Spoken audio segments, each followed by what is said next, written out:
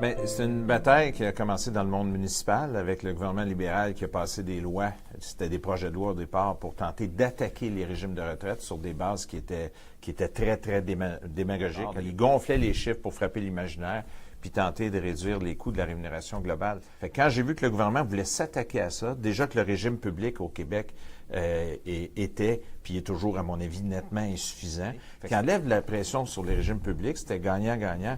Je trouvais que c'était scandaleux. Je me souviendrai toujours d'une phrase du ministre Moreau qui disait, pour justifier d'attaquer les régimes de retraite, il parlait, un, de l'état des déficits, puis deux, il disait, écoutez, là, on a toujours sous-estimé l'allongement de l'espérance de vie. J'ai toujours dit que c'est un menteur, je leur dis aujourd'hui. D'avoir des dirigeants qui sont des menteurs, comme le ministre Moreau, c'est incroyable, parce que les actuaires de tout temps ont calculé l'allongement de l'espérance de vie dans les régimes de retraite pour tenir compte de la pression sur les régimes de retraite. Cette arrogance-là, ce mépris-là, cette méconnaissance-là, cette démagogie-là a fait en sorte d'être une bougie d'allumage pour que tout notre monde, à un moment donné, se réveille à dire non. Là, on est attaqué de façon injuste et il faut réagir. La pension de sécurité de vieillesse, ça a démarré beaucoup plus tard dans l'histoire en général. L'histoire des retraites au Canada, ça a suivi exactement les méandres de l'histoire de la Fédération canadienne. Okay? C'est-à-dire que dès qu'il y a eu la mise en place de l'État canadien, l'État fédéral canadien, il a fallu, comme dans n'importe quel État, créer des forces armées. Il a fallu créer des forces de police, de contrôle, et il a fallu créer un corps de justice pour appliquer les lois, bien entendu. Alors, ces trois corps de métiers-là ont tout de suite pu être embauchés sur le thème du salaire à vie, on va dire. C'est-à-dire, on leur a donné dans leur contrat de travail, on leur a dit, bon, vous allez travailler, merci pour le pays, pour sa sauvegarde, pour ses frontières, pour sa paix sociale. Et en contrepartie, on va vous donner, on vous garantit une rémunération. Et au moment de ce qu'on appelle la retraite, après 30 ans ou 40 ans de travail, ça dépendait des corps de métier, mais c'était plus près de 30 que de 40, on va continuer à vous donner un salaire jusqu'à la fin de votre vie en récompense des services que vous avez rendus. Le premier système de retraite, c'est important, en dehors des juges, des policiers, des militaires, ça a été 1927. Ça, c'est la date la plus importante. Alors, les élections arrivent et en 1926, d'abord, il y a une commission qui se réunit à Ottawa pour voir le problème des pensions. C'est toujours comme ça que ça commence. Mais en 1926 aussi, Mackenzie King, qui allait devenir Premier ministre du Canada en 1927, promet dans sa campagne électorale de donner 20 $ par mois. 20 $ par mois, ça fait 240 $, alors que les sénateurs en avaient 4000. Hein? Vous voyez la différence. À tous les gens de plus de 70 ans qui n'étaient pas capables de trouver du travail, qui n'avaient pas de biens, héritage, revenus, locatifs, quel qu'il soit. Puis il y avait un système qu'on appelait le Mintz Test qui était assez sévère, qui ne pouvaient pas non plus liquider leurs biens rapidement à leurs enfants, comme ça ils en avaient pu éviter les fraudes. Donc 20 $ par mois, il fallait avoir plus de 70 ans, ne plus avoir de revenus du tout, et avoir séjourné à l'époque entre 30 et 40 ans au Canada. Et là, j'ai commencé à être déjà délégué syndical pour un syndicat qu'on appelle encore les métallos aujourd'hui. Par la suite, je suis venu à la STM et là, véritablement, j'ai commencé à militer syndicalement. En 1973, je suis devenu président de mon syndicat. Moi, j'ai travaillé premièrement à Hydro-Québec. Oui. Et je suis en venant à Montréal. J'ai travaillé pour la STM. Je me suis impliqué à la défense des travailleurs, des travailleurs accidentés aussi. Je viens de Québec, native de la ville de Québec, complètement dans la ville de Québec. À cause de mes enfants, que je ne pouvais pas avoir un job plein temps, donc je travaillais pour American Rock, affiliée à la chaîne de Stanford. Je voyais des inégalités qui me fatiguaient, là. Alors, je me suis impliquée dans le syndicat. Je suis devenue déléguée syndicale pour, après ça, devenir vice-présidente au niveau du local du syndicat des TU, des Travailleurs unis de l'alimentation et du commerce. Fait que c'était comme une marque pour moi, là, que c'est moi qui avais la condition féminine. Alors, je me suis battue pour les femmes toute ma vie. Moi, j'étais un petit gars de Montréal. Je suis né sur l'île de Montréal. Moi, je mélange tout le temps à ce coin-là, dans le coin de Verdun. Moi, j'étais mécanicien pour la STM, la Société de transport de Montréal. J'ai commencé en 1976. Après la grève, il y a eu des grèves qui se sont faites pour l'indexation, etc. En 83, j'ai été congédié pendant 9 mois pour activité syndicale. J'ai commencé comme étudiant à la Ville de Montréal à 17 ans. Je suis rentré comme permanent à la Ville à 19 ans. Puis je suis resté actif au syndicat jusque pendant 1 an à peu près. Alors je suis parti en 1995, j'ai quitté le syndicat en 1996. J'ai jamais autant travaillé que quand j'étais au syndicat, mais j'y prenais un plaisir immense.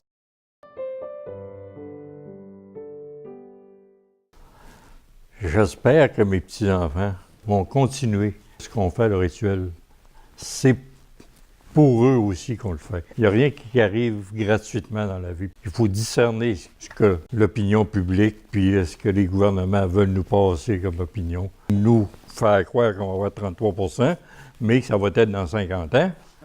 Oui, c'est de la démagogie. On rit du monde à l'heure actuelle. C'est difficile. Le gouvernement ne nous a jamais donné des cadeaux. À l'heure actuelle, ils sont amorphes. On était un peu au début de l'ère industrielle, l'industrialisation. Donc, il y avait espoir, puis il y avait une possibilité d'un certain bien-être des populations. Les travailleurs se syndiquaient pour avoir un peu plus de force auprès de leur employeur. Mais je remarque depuis plusieurs années que le système dans lequel on vit ne peut plus satisfaire ce genre de revendications-là. Tant et aussi longtemps qu'on va rester dans le même système dans lequel on vit, je pense que dans le futur, les améliorations quant aux conditions de vie, que ce soit pour les travailleurs ou que ce soit pour les gens qui sont à la retraite, je ne pense pas que ça va progresser. De plus en plus, le système de retraite qui a été établi, le système par capitalisation, de plus en plus ne fonctionne plus. À tous les jours, on entend des groupes de retraités qui voient leur pension, leur rente coupée parce que l'employeur est en faillite. Et ça remet en cause aussi toute la question des faillites d'employeurs. Ça n'a pas de bon sens. La promesse qu'on a faite aux employés à l'effet qu'au moment de la retraite, ils auraient une facilité un peu plus pour vivre avec leur fonds de retraite. Cette promesse-là n'est plus respectée. L'employeur ne prend pas ça de sa poche, mais c'est à cause de ton travail qui peut. Nos retraites sont en fonction de l'humeur des marchés financiers. À mon avis, ça ne peut plus fonctionner. Toutes les récentes lois qu'on a eues depuis les 3 ou 4 dernières années, ce sont des lois qui fragilisent. L'avenir ne s'annonce pas bien là, pour les retraités actuels, y compris les retraités actuels, à mon avis, et les futurs retraités encore pire. Alors, c'est tout ça la problématique dans laquelle on vit. Et c'est ça pour lequel il est important qu'on se regroupe, qu'on comprenne ces dimensions-là, qu'on les comprenne pour essayer de trouver une façon de minimalement, en tout cas, de sauver les meubles. Maintenant que je suis rendu à l'âge que j'ai, je regarde les attaques frontales qu'on fait contre la retraite comme telle, pas juste contre l'argent des retraites, mais je me demande ce qui va arriver à mes enfants, à mes petits-enfants. Moi, je suis très inquiète. C'est pas pour rien qu'on a une coalition puis qu'on continue de se battre pour les retraites. De plus en plus, les employeurs nous enlèvent nos pensions déterminées, une prime déterminée pour des pensions à cible, au bon vouloir de l'employeur, naturellement. Ce qui veut dire qu'il y a bien des endroits, il y en a qui ont très peu de pension. Et que dire du dossier de la femme, en particulier au niveau de la pension? Donc, ce n'est plus une pension garantie, c'est une pension qu'on doit, nous, se négocier et se ramasser. Alors, c'est bien important, les femmes, ça me touche personnellement, parce que j'en vois des femmes vieillissantes, qui ont 65 ans et plus, 2 petites pensions du gouvernement, sont en bas du seuil de pauvreté, c'est pas assez. Il faut pousser absolument notre gouvernement à remonter les salaires, parce que c'est vrai que tu peux pas, tu vas penser à manger avant d'aller mettre sur ta pension. Il faut augmenter les pensions gouvernementales, surtout pour ceux qui ont seulement ça. Ils n'ont pas d'autres pensions. Alors, ils sont au seuil de la pauvreté. Alors, il faut absolument pousser les gouvernements à faire quelque chose. Et on ne lâchera pas, il ne faut pas lâcher. La lutte continue parce qu'en septembre, dans les prochains mois, en cours supérieur, la preuve débute. On va gagner. J'en suis profondément convaincu. Et on parle encore d'équité intergénérationnelle. Ça n'a pas de bon sens. Les régimes de retraite là, sont trop généreux. Les plus jeunes auront rien. Puis c'est les plus vieux qui prennent tout. Foutaise absolue. Les plus jeunes qui payaient davantage de cotisations, un peu plus de cotisations dans le régime de retraite, à qui on demandait des efforts supplémentaires, on avait trouvé un outil extraordinaire d'équité intergénérationnelle. À ces gens-là, à la plus jeune génération, on donnait une formule d'indexation qui était plus avantageuse pour tenir compte que ces gens-là contribuaient davantage dans leur régime de retraite. Des formules d'indexation plus avantageuses, c'était notre levier d'équité intergénérationnelle. Le gouvernement libéral, là, dans ces 2 premières années, puis avec ce projet de loi-là, a détruit tout ce qu'on avait réussi à construire. On a demandé à nos gens de faire les efforts. On a demandé à nos gens de revoir, de partir plus tard à la retraite. On avait tout fait nos devoirs. Fait que ça a été très choquant. Très choquant. Puis les leviers intergénérationnels, maintenant, il n'y en a plus. Le gouvernement a tout mis au même niveau. Là. Fait que c'était de la foutaise que quand le gouvernement prétendait qu'il se préoccupait d'équité intergénérationnelle. Nous, on s'en préoccupait parce que c'est nos membres. Mais moi, je suis profondément convaincu qu'il faut continuer à améliorer les régimes publics. C'est pas suffisant. Le régime québécois a été amélioré, mais c'est encore loin de la coupe aux lèvres. C'est un étalement qui est sur plusieurs années. Et il va falloir en faire davantage. Non, on n'a pas à crier victoire. On doit continuer le travail. Mais on est en 2018 et on doit encore se battre. Même si le partage des risques est à 50-50, il n'y a pas de partage de gouvernance. Ce sont encore les employeurs qui décident des investissements.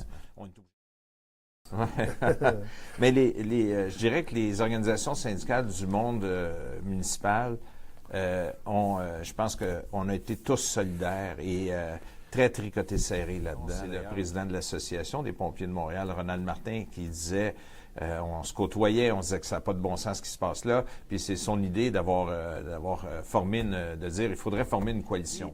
Le statu quo n'est plus une option, il faut faire quelque chose. Il y a de la pression sur nos régimes de retraite, puis là, on a une couple de démagogues qui veulent essayer de mettre la hache dans nos régimes de retraite. On doit faire quelque chose. C'est sûr qu'il faut toujours brasser la cage. Bien, il faut prendre le leadership des batailles comme celle-là, des régimes de retraite, mais pas la prendre seule. Que notre collaboration avec la coalition C2V2, ça a été extraordinaire. Tout le monde a travaillé ensemble à se dire, on a un objectif commun. En bâtissant des ponts entre nos générations, la génération des retraités, de la population active et des plus jeunes, on va arriver à protéger puis à faire valoir dans l'opinion publique l'importance des batailles. Le mouvement syndical est utile et pertinent toujours en 2018. La mission d'un syndicat, c'est d'être la voix de ceux qui n'ont pas de voix. Les retraités d'aujourd'hui sont nos membres d'hier. On peut-tu s'en occuper? Moi, je dis toujours, les retraités, ce sont d'anciens actifs. Donc, c'est nos membres. On doit se préoccuper du sort de nos retraités parce que c'est toujours nos membres. Moi, je suis profondément opposé on a vu avec les projets de loi où on permet aux employeurs de vendre les rentes des retraités à des assureurs. À chacun des syndicats de regarder la place qu'ils veulent faire aux retraités. Mais le pont, pour moi, il doit se faire. Puis si on parle de négociation de convention collective, je pense d'être capable d'avoir cette communication-là avec des personnes retraitées pour être capable d'établir ce pont-là. Vous m'avez parlé de la coalition C2V2. Je trouvais que c'était une façon extraordinaire pour une organisation syndicale de donner un coup de pouce. La coalition joue un rôle qui est plus large que ce que nous, on joue comme rôle aussi. On va gagner. ça va prendre du temps, mais on va gagner. Fait qu'ils vont l'avoir d'un dent parce que ils vont être obligés de rétablir rétroactivement. Encore une fois, avec les retraités de la coalition, avec C2V2, tout le monde, toutes les générations ensemble, on a été 50 000. 50 000 dans les rues de Montréal qui marchaient pour une raison, défendre le régime de retraite et parler de régime de retraite. Les gens ne demandent qu'à être mobilisés. Voilà. Mais il faut être inspirant. Puis à l'époque, tout le monde ensemble avec les retraités de la coalition, je pense qu'on a réussi à inspirer le monde, puis à croire qu'on pouvait faire une différence.